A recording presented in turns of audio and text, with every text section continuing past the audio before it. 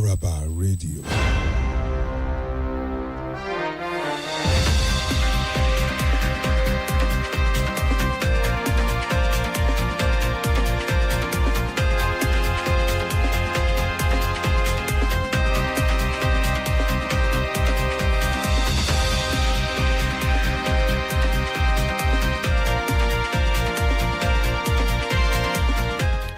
Good morning and thank you for tuning in to FlowFM 92.7, whether it's via the website or terrestrial radio, and for joining us on the analysis this morning. The Headline News Analysis is a platform for you to debate and comment on any of the news stories that were brought to you at 7 or any one you see on the national dailies you'd like to talk about. All you have to do is call us on 0807 777 9927 to be a part of the conversation. Also, remember that you have a space of 1 minute to share and pass your comments so other people can pass their comments as well. Remember not to insult anyone or give into any logical fallacies. And if you're bringing up a story, make sure it's from a verifiable source. Let's get into the conversation. I'm Danielle Shitta-Bey. And I am Adeyemi. Good morning to you. And analyst is seated right in the studio this morning. Uwerunonye, good morning to you. Good morning. And cousin, let me ask in Danielle's usual way how you did this morning. I'm fine, thank you. And how was the trip down here? A little bit sober coming over. Well, we'll get into that, why it's a little bit sober for you, because I think our next story will touch on that. And of course, you're actively involved in that story as well. The following of that story. Correction, please. I reported the story. And that's what we're saying. I wasn't involved.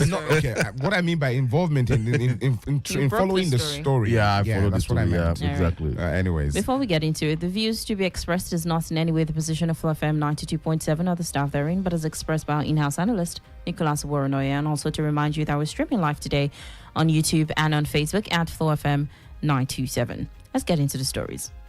All right, we'll pick it up from a story we brought 2 weeks ago that has to do with the dismembering of a woman, and allegedly, according to the story at the time, by the younger brother. An eyewitness said he saw the younger brother walk out of the building with a nylon bag and blood stains on his body, and of course he was picked up. So we heard, but again, there's a different twist to the story entirely. Wow. So that's what we want to look at this morning. So let's take a listen, guys. Yeah. So police in Ilorin say investigations have revealed that Mr. Ekene Enemo masterminded the brutal killing of his wife, Esther, whose dismembered body parts were found in different locations across the community. Now, this comes after initial reports accused his younger brother, Sylvester, who has now been cleared of any involvement. Now, the Kwara State Commissioner of Police, Adeyemi Ojo, confirmed that Ekene confessed to the crime before he died in hospital from an undisclosed illness. The police say investigations have been concluded, but the shocking case continues to unsettle residents and raise questions about the motive and the circumstance around the killing. Yeah, the last part of that story, it's quite unsettling, honestly, considering the fact that, I paid a visit to the police. I spoke to a lot of people, and it happened around my area. But yesterday when we got the gist from the commissioner himself, and some other details from some of the investigators, it was a complete twist. The long and short of it was that, let me first say that we need to commend the police, the crack detectives that, got to the bottom of it. And it takes an extraordinary kind of smartness, to be able to, coax the truth, out of so many, confusions, the confusion that they ran into almost at a point. Even the eyewitness was picked up, was seen as a suspect, because the description he gave, and from what the younger brother appeared to be, saying, tends to put him in the clear, but it was at a point, that during the interrogation that they caught a bit of, inconsistencies in, the husband, number one, his alibi didn't check out, where were you at that time, and he said he was at home, at home in somewhere around Kayama, off Kayama, Then they looked at the timing, when he came in from Kayama to Ilorin. There was a bit of inconsistency there. Then they called the children. The children then, initially they maintained that their father was at home. But after the children got to hear that their mom was dead, and there is a possibility that it could be the father, they gave up the whole entire story. That look, the man is not, he wasn't at home. So it was at that point, that the investigation, from what we gathered, from sources within the police, they now told us that the family, on hearing this, washed their hands completely off the man, that they don't want to see him again. In fact, even the kids rejected him. So from there, then of course there were other inconsistencies about the man could describe so well the suspect they saw, that he wore a face cap, wore a nose mask. How would he know if he wasn't there? So those were some of the things that after of course a thorough professional interrogation, the man gave up the entire story. But the long and short of it is that he's not the only one. There is still somebody at large, the person that was responsible for distributing the body parts. The police say they are still very much investigating that other angle. But the long and short of the whole thing is that it is quite sobering, and there is a lot of lessons. And one of those lessons is that sometimes when you hear stories like this, it is always wise to listen to the police and allow the police do their job. Because a lot of conclusions were already made, that it was the brother, at some point it was the two of them that were involved, then of course the issue of, the tribal profiling, So, but at the end of the day, because at some point I got curious, some of the officers, at the back channel, there must be a motive. What is the exactly motive? I was going to ask you, did the police get the intention of the man? Or what was the motive? Somehow, I think, you see, and this is where I think people should need, a lot of families need to listen. There were issues between both of them. The woman, was said to have told the man that he was leaving. She was leaving? She was leaving, sorry. Right. That she was leaving the marriage. And the man said no over his dead body. They had that issue about 7 months ago or thereabout. And the man insisted, no, you are not going anywhere. So I think maybe there had been build up, and her coming over to Ilorin was a way of just, getting a break from, and I equally learned that the woman is rich herself. So there are two things, financial motive, and of course the maybe she sees her as he sees her as the goose that lays the golden egg, and there is no way he was going to let that go. These are just possibilities, because the only person who can answer that is already dead. Obviously. And again, it speaks to one issue that I have always reiterated, and which is that we should be very careful whether we actually have a house or we have a home. There is a difference between the two. When you have a house, yes, you can have all those functionalities that you have, a beautiful house, structures, and the rest of that. You have the kids, but there is no home there. You have a toxic environment. So people should invest more in building a home. Because for like throughout yesterday, I couldn't sleep. I mean, the idea of mothering someone that gave birth to 8 children. 8 children. Wow. I mean, it's quite sad, very, very sad and troubling. It leads me to this, question about when there, because it's a serious conversation. Oh, and luckily it's for a us, big conversation. It's a public holiday, and we believe that a lot of adults and families are around. They should come around the radio and listen to this. Now, how do we speak to this situation where a woman or a man is going through or experiencing a bit of toxicity in the marriage?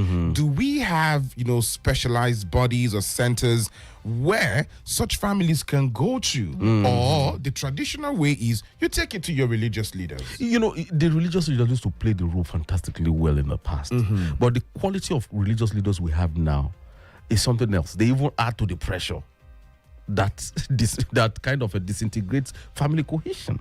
You understand? What do they preach in churches these days? Let me speak to churches.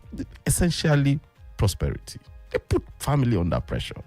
By this time next year, you are going to have a car. By this time next year, you're going to build a house. I think that is the mark of what a family should be. So when you put family under that pressure, that it is prophetic, the next thing is they start working towards it. They neglect a lot of things. The kids, moments where they share things together, cook together, enjoy a movie. You understand? Go to church together, worship God in spirit and in truth, as the Christians, normally say. But you don't see that happening. So you see, when all those external forces comes in, what it does, it shreds the cohesion of the family. And of course, at every point, some people say, okay, look, I want out. I want out. You know? So, and for some people, you know, there is this book I read, you know, there's this dormant, innate, primordial tendency to take a life in the average person. Yeah. You know, see, you listen, because sometimes I look inwards when I look at murder. You know, it's what I do. That's why most times when I write, I tend to write, people say I write deeply, because I put myself in the mind of that killer. You know, and I see all manner of things that can make me do that. So I come to the conclusion that everybody has it in him to do that. You know, so it's like there is this kind of shock.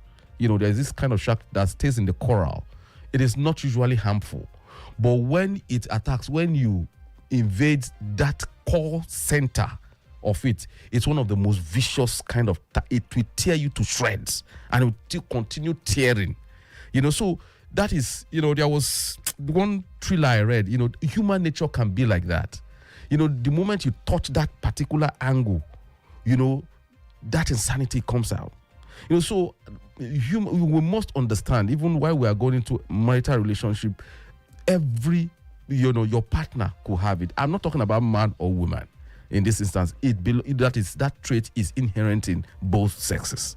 You know, or genders. So, those sexes. You know, so it's something that we need to really think about. You know, there are areas where the pressure we face every day tend to unravel, and I think that was what happened in the case of the NMO. You know, so it's you know, but you know, kudos need to be given to the families. You know, because for standing firmly that justice has to be done. You know, family of the NMOs insisting that they disowned him, because if they, you know, of course, you know what family pressures, community pressures can do to police investigation. You understand? You know, they would start coming up with a lot of sentiment that at the end of the day, you know, so, but they were able to get to the end of it, you know, and because the family insisted that justice must be done. You understand? We need to, and my heart really goes out to the kids and the families. You know, it's gonna be a conversation we'll be doing a long time from now. Honestly, because again, this is not it's quite close. We're sorry to just bring this up. We don't mean to insult the sensibilities of the families involved. I think it's close to that of the gospel singer who was murdered by exactly. her husband. I mean, years ago. You know, it's because again, I think I like to, because I read as well, and I try to see some of these, you know, documentaries and all. When you were talking about the tendencies in human as a result of you know, social pressure that could trigger that part of humanity. I think that we should have more, you know, therapy sessions in the country. We should, you know. What do you think can lessen the pressure? Given that a lot of Nigerians don't necessarily believe all exactly the way in therapy. You see, to be honest, you see, it's a cultural thing. Therapy, this is my view. You know, I could be wrong. You know, it's a cultural thing. It evolves from the culture of the locality. You see, the type of therapy we see, you know, in the UK, in the US, in all these developed economies, because, you know, they have so evolved over time. It's not a nation. It doesn't have the kind of conglomeration we have in Nigeria. We are talking of nation states, the Yorubas, the Igbos, and the rest of them. You see, they have a culture that has inbuilt therapeutic measures, institutions within them. You know, so over there, you have a commingling of different people from, you know, different, you know, cultures in the US, for instance. So that is why they had to create a formalized way of giving therapy. It's like bringing in all measures like talking, you know, because it starts from talking. And then from somebody from who is experienced, who has seen it all before and survived it. So, see, when you do that talking, it's a way of, you know, reassuring that we've been there before. You can do it. You can move away from there. You understand? So, but within the culture, we have institutionalized, you know, the elder mentorship system, you know, where you go and consult elders. But because of urbanization, all those things are no more. Now, what replaced it was religion, the clerics, the imams, you know, the afars, you know, the church pastors. But, you know, let me speak to Christianity, you know, because I'm more familiar with that. You know, that is the religion I belong to, you know. So, you know, ordinarily, when you look at what happens in the churches, things like that don't happen anymore. You know, rather than having a pastor play the role of, you know, a mentor that sees, you know, that brings about a defined teachings in church. And sometimes I remember, they pay visits to families. You pay visits to family, but what do they talk about in the family? Do they take time to look at the kids, whether they are growing up properly? I noticed that your young chap is doing this. There is nothing like a wife going to counsel into a pastor. It should be both of them. You understand? It is, in fact, you see, look, if I don't give it, there are some religious, and I agree with them, that a wife cannot willingly go to, an elder, a pastor, and say things without the consent of the husband. I think both people should have that kind of a thing, that, look, we can agree to go and see a pastor. You understand? Not that you take a unilateral decision, because in so doing, you are alienating the man. You understand? So it's I don't know. I think this urbanization, this technology and pressure, to meet financial obligation has done a lot of damage to most homes. So, and that is what you see here, because at the end of the day, we are talking about money. It's about the resources in the house. Who controls it? Who has more? That is what led to what we are seeing here. It's quite sad, really. It is. 0807 777 9927 is the number to call to be part of the conversation that we're having this morning. You can send a message to WhatsApp, or you can call directly into the studio. Let's move into another news story real quick. The West African Examinations Council has advised schools to upgrade their ICT centers to required standards as the council prepares to fully transition to computer-based examinations from 2026. Now, well, according to WAEC, they explain that the schools must equip their centers with at least 250 laptops, backup power, CCTV, and robust servers to qualify. They said the shift to computer-based testing will improve accessibility, cut logistics costs, and align education with modern technology. Wow.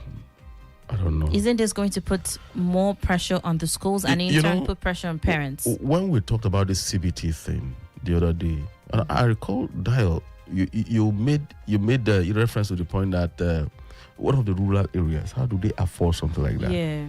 Now, you see, now we have seen that it's even a bigger problem, even in the urban centers. How do private schools, how do they manage that? How do you expect them to manage it? Especially when you have 250 laptops. 250 laptops. Yes, maybe the government secondary schools can afford that. And that is for where you have a responsible government. You understand? State governor in place. Is that because it is mostly 80%, all government schools is 80% states now, thereabout. Then in states, you have the ratio of close to 40-60% in favor of government. But the gap is narrowing. You have more private secondary schools now. And that means, what it simply means is that parents are going to pay more. That is like we, initially analyzed before we came on air. So, and on the one hand, we saw what is happening in the East. Okay, All sorry. Right. Let's take this call then. Hello, good morning. Hello? Hello, good morning to you. What is your name and where are you calling from? Yes, good morning. Salman from Taiwo.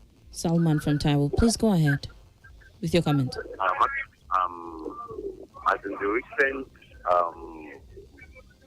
topic you brought up as regards activity and like that for students, Mr. Nicholas, right? God bless you, Mr. Nicholas, and God will continue to guide and protect you. Thank you very much. You are doing a very, very great job. You are bringing things from the community right here to us on media. Sir, with all due respect, what you said as regards the CBT stuff, the world is fast globalizing and things are developing very fast. Like CBT is like what you have in the world today, and it's much more faster, it's economical, it gets results very fast, and like very, very effective. When you talk about the grassroots, being able to afford laptops and like that, I think it's high time we try as much as possible to measure up. It's not easy, but we just have to, just so that our youth, our future, our future could be real, because being real is being able to meet up standards, and integrity. And that's why I'm really commending the governor of Kwara State. May God bless the governor of Kwara State. He's doing a lot. He's really, he's really trying. He's really doing his best. And I think we really get somebody like him or better than him. Salman, we have standing rules of the program. We have 1 minute to make our comments. Please, I think you've exceeded yours so that we can entertain as many calls as possible. Okay. I'm sorry. Thank you, Salman. We appreciate your call. Thank you so much. Please, let's stick to 1 minute, 60 seconds to make our comment so we can take as many comments as possible within the short time frame that we have on the program. Salman made a valid point. Sorry, before you continue, let's take another call. All right. Hello, good morning. Good morning, Danielle. Good morning to you, Mr. Davids. Please go ahead with your comment. You see, I'm just talking that we are just it's very, very unfortunate that we have things like this in our society. But I want to advise Nigeria, or I want to look there that people should stop putting tribal sentiment when negative things happen. There's no time that it's right or the same. How that somebody murdered his wife does not mean to be condemning the tribal person. That's number one. You see, religious you allow separation. The reason why we're having most of this problem is that the Bible does not allow you to separate. It's love that makes it marry somebody. It is trust that makes it to live together. You see, the relationship between husband and wife is like the relationship of bone and dog. If the dog carry a bone, if you cannot use it, you drop it off. So I think that is where we have the problem. Clearly, we should speak up. We should sit down and subject the Bible to the writing. It's not everything in the Bible that can be positive to read. All right. Thank you so very much. Thank you so very much, Mr. Davids, for sticking to the 1 minute timeline that we have on the program, so we can entertain as many comments as possible. 0807 777 9927. That's the number that connects you directly to the studios this morning. Yeah. You can also leave us a message via WhatsApp on that same number. Okay. We're talking about what Salman said. He made a valid point that, look, the world is moving on, and which is quite true, and we need to catch up. That's the simple truth. But you see, my worry, let me not say, my worry is that sometimes we do things haphazardly. Of course, we are all alive to what happened in JAM last year, the so-called glitches, and the kind of uproar or opprobrium that it generated. So if we are going to migrate, I would advise that it shouldn't be that wholesale. It should be gradual and phased. And if for nothing, I think that this is a time when the federal and the state government must come to the rescue of even private sector schools too. Because that's the only way you can do this. They can't do it alone. They can't do it. The burden will be too heavy on families, Let's take this call. Hello, good morning. We lost it. All right, please try and connect back. Again, my concern will still be the government schools. Nicholas, I know what I'm talking about. I know. I understand. Let me set an example. There is a particular school where I served in Kaduna, in Zaria, in Gangaya. At the time, I've not paid a visit to that place after that time, but I can tell you for a fact that if you go to that school, I doubt even at that time until now they have two computers in that school. Oh, they even have one. I doubt if they have one. Oh, wow. Two I thought computers you said they have two computers in that school. So if you can imagine, even in Kwara State, if there how many? There are some schools and there's some communities that you will go to.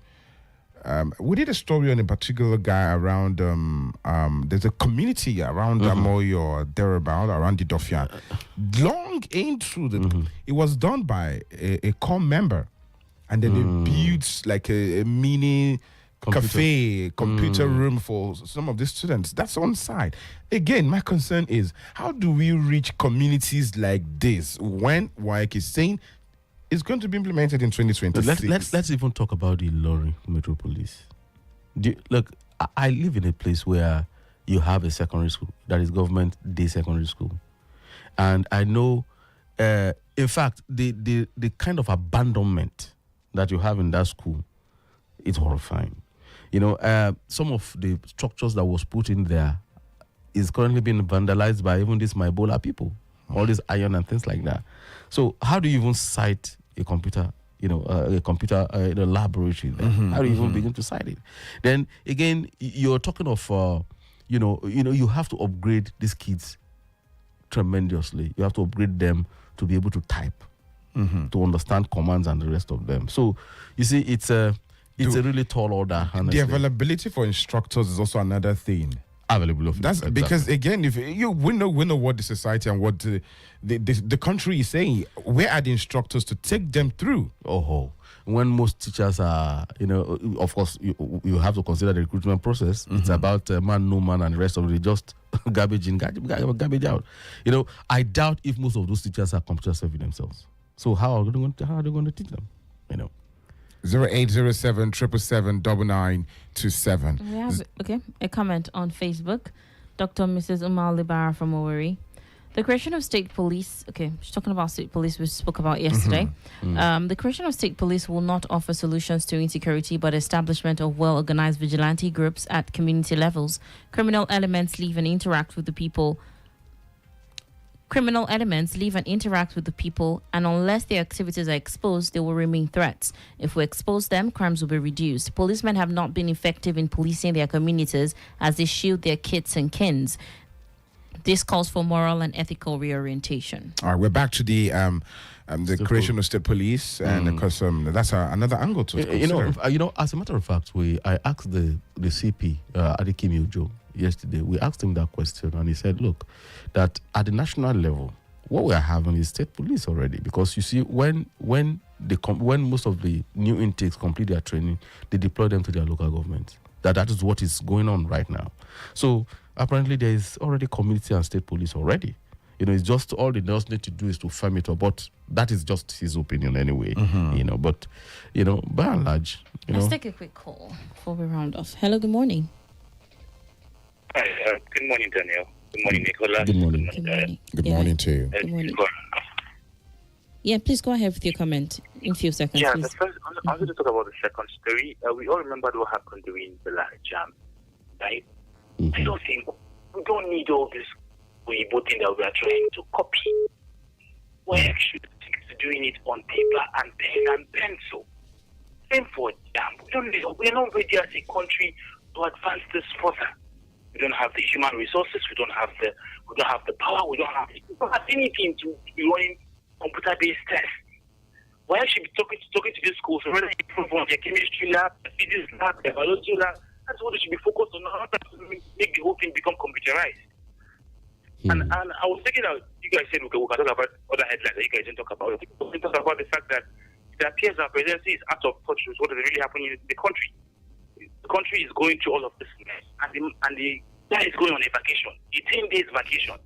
Even I in my office, at times I'm on leave, I call that because things are going out of hand. I have to abandon my head to come and fix the problem in the office. But this man is going on a 10 days vacation with all of this mess hanging all over the place. It makes absolutely no sense. Thank you very much. All right, thank you on that. Well, our time is fast spent, so we'll not be able to take any more comments or calls. But your closing thoughts on these issues, and what was the highlight for you this week? Of course, this case of murder takes the cake. It takes the cake. It's quite sobering, and we need to be very careful, especially within the married couples. They need to talk to themselves more. All right. Well, it's a sobering end of the week, I'll say, but it's also holiday in Nigeria. It's holiday in Nigeria, and of course, while Nigerians are holidaying for a day, the president is going to be away too. It just seems like the country's on holiday at the moment. The entire country's on holiday. But anyways, Nigerians will get back to work, and of course, there's a story on former President Olusegun Obasanjo, talking to the lawmakers. I think is the biggest story for me for this week as well. Because he said something about the lawmakers, about state constituency, unarmed robbery, and all of these things. Well, that's my big story for the week. Anyways, we'll pick it up on Monday, God willing. Thank you for joining us. Enjoy your holiday. I'm Dayo Adeyemi. I'm Danielle. Shitta-Bey. The views expressed is not in any way the position of FlowFM 92.7 or the staff therein, but is expressed by our in-house analyst, Nicholas Uwerunonye. Have a wonderful holiday.